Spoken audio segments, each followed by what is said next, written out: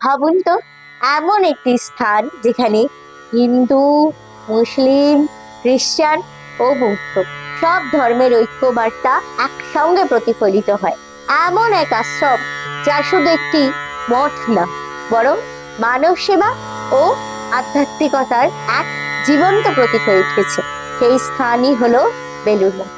1893 সালে শিকাগোর বিশ্ব ধর্ম মহাসভায় ভারতীয় সনাতন দর্শনের জয়ধ্বনি তুলে ধরেছিলেন বিশ্ববাসীর কাছে স্বামী বিবেকানন্দ এবং সবার মন জয় করে নিয়েছিলেন। ঠিক তার কয়েক বছর পর 1897 সালে দেশে ফিরে তিনি উপলব্ধি করলেন গুরু শ্রী রামকৃষ্ণ পরমহংসদেবের আদর্শকে গোটা বিশ্ব জুড়ে ছড়িয়ে দিতে হবে। তার জন্য দরকার কি? একটি স্থায়ী কেন্দ্র। এই ভাবনা থেকেই 1 মে 1897 সালে প্রতিষ্ঠিত হলো রামকৃষ্ণ মিশন বা রামকৃষ্ণ সংঘ।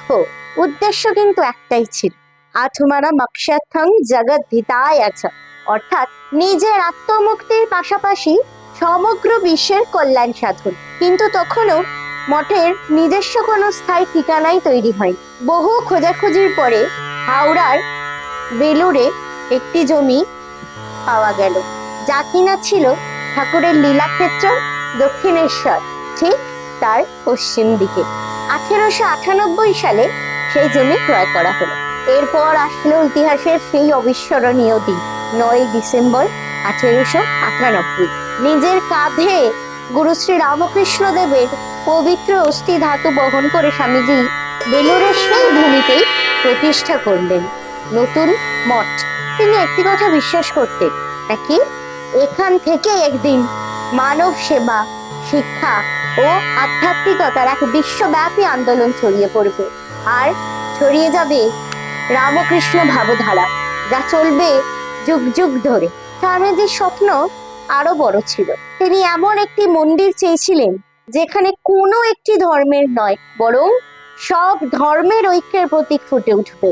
তাই পরবর্তীকালে বেলুড় মঠের প্রধান মন্দিরের স্থাপত্য দেখলেই দেখা যায় হিন্দু, ইসলাম, বৌদ্ধ ও খ্রিস্টীয় স্থাপত্য শৈলীর অপূর্ব এক সমন্বয়।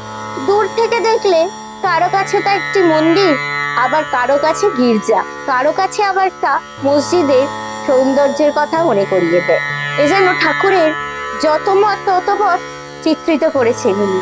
স্বামীজি শুধু একটি আশ্রমই গড়ে তুলতে চাননি, তিনি গড়ে তুলতে চেয়েছিলেন এমন এক আদর্শ যেখানে সাধনা ও সেবা একই সূত্রে গাঁথা থাকবে, যেখানে ক্ষুধার্তকে অন্নদান, অসুস্থকে চিকিৎসা ও দরিদ্রকে শিক্ষা দেওয়া হবে। মানুষের মধ্যে মানব ধর্ম জাগিয়ে তোলা হবে। আজ বেলুড় মঠ কিন্তু শুধু ভারতেরই নয়, সমগ্র বিশ্বের কোটি কোটি মানুষের কাছে এক শান্তির আশ্রয়, মানবতা ও ধর্মীয় সম্প্রীতির এক উজ্জ্বল প্রতীক। প্রত্যেক দিন অসংখ্য মানুষ এখানে আসেন জীবনের নতুন নতুন অনুপ্রেরণা খুঁজে নিতে। স্বামীজি একদিন বলেছিলেন, মানুষের সেবাই ঈশ্বরের সেবা। আর এই মহান আদর্শের সবচেয়ে উজ্জ্বল জীবন্ত স্মারক হয়ে উঠেছে বেলুড় মঠ।